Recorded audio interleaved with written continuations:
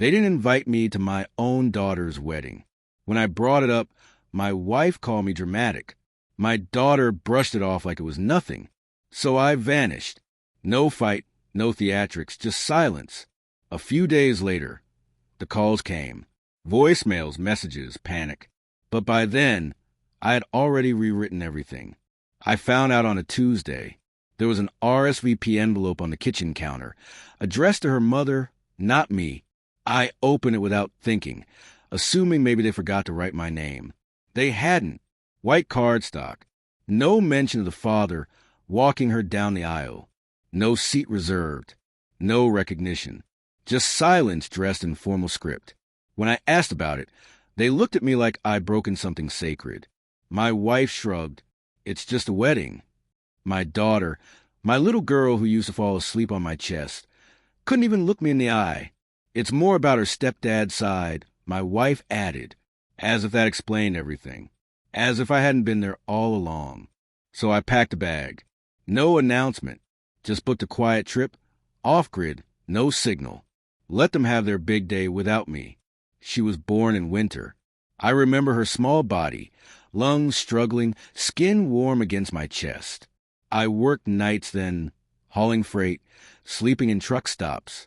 Every cent went into that house. Her schooling, her braces, her violin lessons she never liked. I stayed.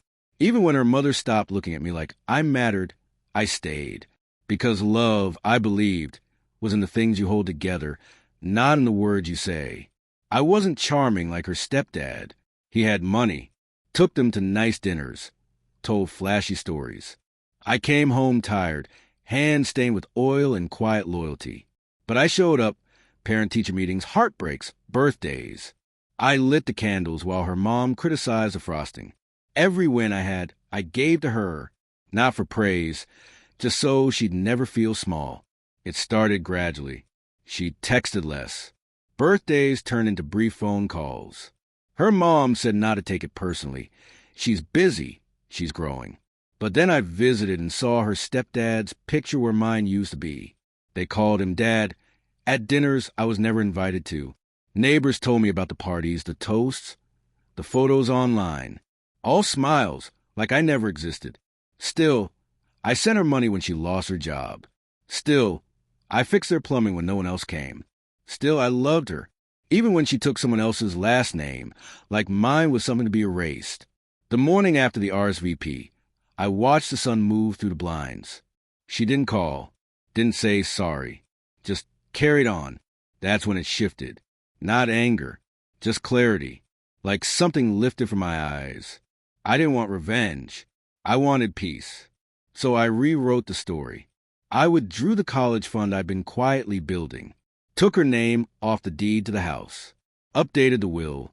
No more imagined grandkids on my porch. I did it all calmly, cleanly, with receipts and signatures. So if they ever asked why, they'd see it was always me holding it all together. When the calls came, I was already deep in the mountains. No noise, just trees, wind, and finally, peace. They must have called 100 times. Text poured in. He collapsed during the father-daughter dance. She's inconsolable. Please come. But I didn't. Not out of cruelty. I just knew they didn't want me. They wanted the role I used to play.